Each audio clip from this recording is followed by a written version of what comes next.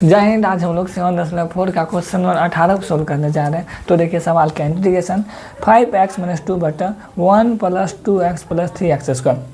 अगर कभी भी आपको इस टाइप के सवाल मिले तो सबसे पहले आप नीचे वाले को z मान के देखिएगा। अगर z मानने के बाद ऊपर वाले मिल रहा है तो आप इसको डायरेक्ट सोल्व कर दीजिएगा। अगर नहीं मिले तो इसमें देखिए, तो इसमें फॉर्मूला लगाना होगा। देखो हम लोग पढ़े हैं इंटीग्रेशन px + q बटा ax² + bx + c। तो इसी तरह है ना, यहाँ px - q है तो प्लस की जगह माइनस है और नीचे में क्या x² + bx + c। तो इसी तरह है, तो इसी को हम बैठाएंगे। देखिए होता क्या है, इसका फॉर्मूला होता है px + q को लिख लेना। तो px + q क्या है 5x - 2। तो इसको हम यहाँ पे लिख लेते हैं 5x - 2 बराबर में क्या a d/dx। इसको हम लिख लेते हैं a d/dx। उसके बाद देखिए क्या है ax² + bx + c, मतलब ये नीचे वाला को यहाँ लिख दिया। तो अपना लोग का नीचे वाला क्या है, नीचे वाला है ये। तो इसको हम सीधा कर लिख लेते हैं 3x² + 2x + 1। उसके बाद देखिए क्या किया, इसमें b को जोड़ दिया अलग से, तो हम इसमें b को ऐड कर देंगे। उसके बाद फिर ये जैसा है उसको इसे उतार लिया, तो इसको हम उतार लेते हैं 5x - 2 बराबर देखिए a। अब देखिए इसका जो है ना अब क्लच कर दिया, अब क्लच यहाँ मिला नहीं इसका अब क्लच, तो हम भी इसका अब क्लच कर लेंगे। तो यहाँ a होगा, देखिए 3x² का प्लस क्या होगा 6x + 2x का प्लस 2 होगा और प्लस में क्या b। तो 5x - 2 बराबर ये a से अंदर गुना कर दीजिए 6ax + क्या 2a + b। तो यहाँ से हम a और b का मान निकाल लेते हैं, काहे कि सवाल में आगे काम पड़ेगा। तो देखिए a का मान कैसे निकालेंगे। तो सबसे पहले लिखिए यहाँ क्या है x वाला कितना है 1 है। तो यहाँ लिखिए x के गुणन का तुलना करने पर x के गुणन का x किसके साथ गुना में 5, तो यहाँ 5 होगा बराबर में। देखिए ये x किसके साथ गुना में 6 है, तो यहाँ 6 से हो जाएगा। तो मतलब a 6 इधर गुना में इधर आके भागा, तो डायरेक्ट बोलिए a बराबर क्या हो जाएगा 5/6 हो जाएगा। तो a बराबर ही होगा। फिर उसके बाद देखिए, उसके बाद इस सब का तुलना कीजिए जिसमें x से गुना नहीं है। तो x से किस में गुना नहीं है, इसमें x से गुना नहीं है तो -2 बराबर ये दोनों में से x से गुना किसी में तो a 2a + b होगा। तो -2 बराबर 2 गुना एक मान कितना निकला था 5/6, यहाँ देखेंगे 5/6 + b। तो 2 से 6 कटेगा 3 में, तो -2 बराबर क्या 5/3 + b। ये माइनस में ये प्लस में इधर आके माइनस में हो जाएगा। तो -2 - 5/3 बराबर में b। इसके नीचे में कुछ नहीं तो 1।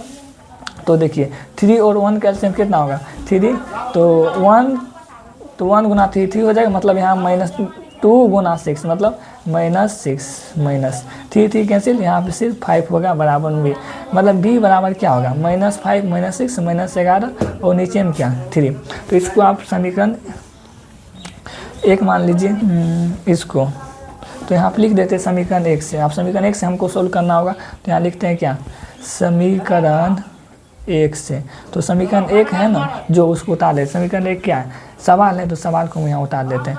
इंटीग्रेशन 5x - 2 बटे में क्या 3x² + 2x + 1, यही सवाल है dx। तो देखिए इंटीग्रेशन 5x - 2 बराबर क्या 5x - 2 बराबर है a × 6x + 2 + b। तो हम इस 5x - 2 की जगह लिख लेते हैं। तो यहाँ लिख लेते हैं क्या a 6x + 2 प्लस में b बटे में क्या बटे में होगा 3x² प्लस यहाँ क्या 2x + 1 dx। अब जो है ना ये 3x² + 2x + 1 ये इसको भी दे देंगे, ये इसको भी दे देंगे, मतलब दोनों को बांट देते हैं। तो देखिए कैसे बांटेंगे। इंटीग्रेशन a तो 6x + 2 बटे में क्या 3x² + 2x + 1 ही हुआ प्लस यहाँ पर क्या बचा b बराबर 3x² + 2x + 1 dx। यहाँ पे भी दे दीजिए dx यहाँ पे। इसको बांटे इसलिए काहे कि अगर हम इसका क्लच करेंगे z मान के तो ये पूरा कैंसिल हो जाएगा, तो सॉल्व करने के लिए आसानी हो जाए। तो इसको हम इधर लिख लेते हैं। तो उसको हम इधर लिख लिए। अब देखिए यहाँ पे a का मान और यहाँ b का मान हम पुट कर देते हैं। तो a का मान क्या निकला था, देखिए a का मान निकला था 5/6 और b का मान निकला था -11/3। तो इसको हम इधर लिख लेते हैं। तो a का मान कितना निकला था, a का मान निकला था तो 5/6 6x + 2 और बटे में क्या 3x² + 2x + 1 dx हो जाएगा प्लस बी का मान क्या निकला था, बी का मान निकला था -11/, क्या था, -11/3। तो बी का मान था -11/3 और नीचे में क्या 3x² + 2x + 1 dx। तो इसको भी बाहर कर देंगे और इसको भी बाहर कर देंगे। तो इसको हम बाहर कर लेते हैं, 5/6 इंटीग्रेशन क्या बचा 6x + 2 और बटे में 3x² + 2x + 1 dx। अब इसको बाहर कर देते तो प्लस गुना माइनस क्या होगा, -11/3। तो इसके जगह पर dx आ जाएगा। तो dx बटे में क्या, बटे में 3x² + 2x + 1 हो जाएगा। तो देखिए अब इसको आगे सोल्व करने के लिए अगर हम इसको z मान के आप प्लस कर दें तो e और e कैंसिल हो जाएगा। तो हम इसको कैंसिल कर देते हैं। तो लेट z या t है तो हम z मानते हैं। तो 3x² + 2x + 1 dx। तो देखिए z माने में अगर प्लस करना होता तो z का प्लस क्या है dz, 3x² का प्लस 6x, 2 का प्लस 2, 1 का था 0 तो उसका कोई मान नहीं है। तो देखिए 6x + 2 dx, 6x + 2 dx किसके बराबर, dz के बराबर। तो यहाँ पर हम dz लिख देंगे। तो 5/6 इंटीग्रेशन इसके जगह क्या लिखेंगे dz और बट्टे में 3x² + 2x + 1, 3x² + 2x + 1 को हम क्या माने z। तो यहाँ पर क्या लिखेंगे z। तो यहाँ बचेगा -11/3 इंटीग्रेशन dx बटे। अब देखिए हम लोग पढ़े हैं आगे सवाल में, अगर कभी भी ऊपर में dx रहे और नीचे में दो घात बहुपद मिले, ऊपर में dx रहे और नीचे में दो घात बहुपद रहे तो इसे पूर्ण वर्ग विधि पे तोड़ देते हैं। तो इसको पूर्ण वर्ग विधि पे तोड़ना होगा। तो देखिए इसको कैसे तोड़ेंगे। तो देखिए पूर्ण वर्ग विधि का नियम क्या होता है। पूर्ण वर्ग विधि का दो ठो नियम होता है। पहला नियम है x² का गुणन 1 होना चाहिए, मतलब इसमें जो x² है ना इसका गुणन 1 होना चाहिए। यहाँ पे अभी एक तो है नहीं तो हमको एक करना होगा। देखिए हम एक कैसे करेंगे, यहाँ पे जो है इसको हम यहाँ पे लिख लेते हैं। वहाँ पे क्या था 3x² + 2x + 1। एक करने के लिए अगर हम ये 3 को हटा देते हैं यहाँ पे 1 हो जाएगा। तो 3 को हटाने के लिए मतलब इसको कोमा लेना होगा। कोमा या हम इसमें 30 भगा देते थे, इसमें भी 30 भगा देते, इसमें 30 भगा देते। देखिए अगर हम 2 + 4 का इसमें से क्या कॉमन आएगा, इसमें से 2 कॉमन आएगा तो 1 और यहाँ पे 2 हो जाएगा। अगर कॉमन दिए तो ऐसे हुआ। अगर हम इसको ऐसे सोल्व करें 2 + 4 को, इसमें से क्या हम 2 कॉमन निकालें, जो कॉमन निकालेंगे उससे भगा दे देते, तो उससे भगा दे देते हैं। तो ये 2 कैंसिल प्लस 2 से 4 कैंसिल 2, तो दोनों का आंसर एक ही आया, समझे। मतलब 2 को यहाँ लिख देना है तब। तो इसी तरह यहाँ पे हम 3 कॉमन ले दें तो ये 3 को यहाँ पे लिख देंगे और 3 से सब में भगा दे देंगे। तो देखिए क्या होगा, ये 3 कैंसिल, यहाँ होगा x² प्लस यहाँ 2x/3 हो जाएगा प्लस 1/3। तो इसको वहाँ पे लिख लेना। तो इसको हम पहले वहाँ पे लिख लेते हैं। तो देखिए क्या होगा, निकला था अपना लोग क्या x² + 2x, पेन चेंज कर लेते हैं क्या x² + 2x/3 प्लस क्या 1/3। आप देखिए इसको फिर आगे सोल्व करना होगा। 5/6 इंटीग्रेशन dz/z अभी रहने दीजिए 11/3 और यहाँ पे 3 भी था ना, ये वाला 3 जो बाहर निकाले थे तो यहाँ 1/3 होगा। तो 3 × 3 यहाँ पे 9 हो जाएगा। तो 9 ये वाला 3 जो हम बाहर निकाले थे ये वाला 3, तो ये 3 से वहाँ पे गुना करना होगा ना, यहाँ पे कुछ नहीं तो 1 है तो 1/3 है। तो 1/3 3 × 3 हो जाएगा। तो इंटीग्रेशन फिर dx बटे क्या x²। अब देखिए पूर्ण वर्ग विधि का दूसरा रूल क्या रहता है, x के गुणन को आधा करके उनका वर्ग कर देना। x के गुणन क्या 2/3, इसका आधा करके इसका वर्ग कर देना। तो मतलब 2/3 का आधा करना है। 2/3 का अगर आधा करेंगे, आधा करने के लिए किसी भी संख्या को उसमें 2 से भगा देना पड़ता है, मतलब इसका वर्ग कर देंगे। तो देखिए तो इसके नीचे में कुछ नहीं तो 1, इसके नीचे में कुछ नहीं तो 1 है। हम लोग पढ़े हैं अगर a/b लिखा हो और b/c लिखा हो तो a/b जैसे रहता है उसको ऐसे लिख देते हैं प्लस इस c और d जो है ना, यहाँ बुझिए d है, c और d पलटी मार देता है, मतलब c ऊपर जाता है और d नीचे आता है। इसी प्रकार यहाँ 2/3 जैसे उसको हम वैसे लिख दें 2/3 लिख दिए और 1/2 पलटी मारेगा, 1 ऊपर जाएगा और 2 नीचे आएगा, सब होल स्क्वायर। तो ये 2 से ये 2 कैंसिल बचेगा क्या 1/3 का होल स्क्वायर ही होगा। तो देखिए इसको सवाल हम कैसे पुट करते हैं। तो पहले इसको लिख देते हैं x² प्लस क्या प्लस 2x + 3। आप देखिए यहाँ पे जो हमको क्या निकला 1/3 का होल स्क्वायर। इसको एक बार प्लस में लिखना है और इसको एक बार माइनस में लिखना है सवाल में। तो इसको हम लिख देते हैं। तो पहले प्लस में लिखते हैं प्लस 1/3 का होल स्क्वायर माइनस 1/3 का होल स्क्वायर प्लस में क्या यहाँ 1/3 प्लस है तो इसको लिख देते हैं। तो आगे चलिए, तो 5/6 इंटीग्रेशन डी जेड बटे जेड माइनस 11/9 यहाँ हो जाएगा। तो इंटीग्रेशन डी एक्स बटे में क्या, यहाँ से लेके आप यहाँ तक देखिए ये कौन सा फॉर्मूला बैठ रहा है। तो देखिए इसको हम कैसे चेक करेंगे कौन सा फॉर्मूला बैठ रहा है। इसको चेक करने के लिए ई एक्स को लिख लेना है, तो हम पहले एक्स को लिख लेते हैं। तो एक्स को हम लिख लिए, उसके बाद देखिए एक्स के बगल में कौन सा चिन्ह है, एक्स के बगल में प्लस का चिन्ह है, हम प्लस का चिन्ह दे देते हैं। उसके बाद देखिए क्या 1/3 है, 1/3 को पहले वाला का लिखना है फिर अंतिम वाला का लिखना है। तो यहाँ लिख देते क्या प्लस 1/3 का होल स्क्वायर। तो ये कौन सा फॉर्मूला बैठा है, ए प्लस बी का होल स्क्वायर क्या होता है, A square plus 2ab plus B square, यही होता है ना। तो ए स्क्वायर ये क्या एक्स स्क्वायर, इसका एक्स स्क्वायर होगा प्लस 2 गुना ए क्या एक्स गुना बी क्या 1/3 प्लस में क्या बी के स्क्वायर, बी क्या 1/3 का होल स्क्वायर। तो देखिए एक्स स्क्वायर प्लस 2x गुना 1 क्या 2x/3 प्लस में क्या 1/3 का होल स्क्वायर।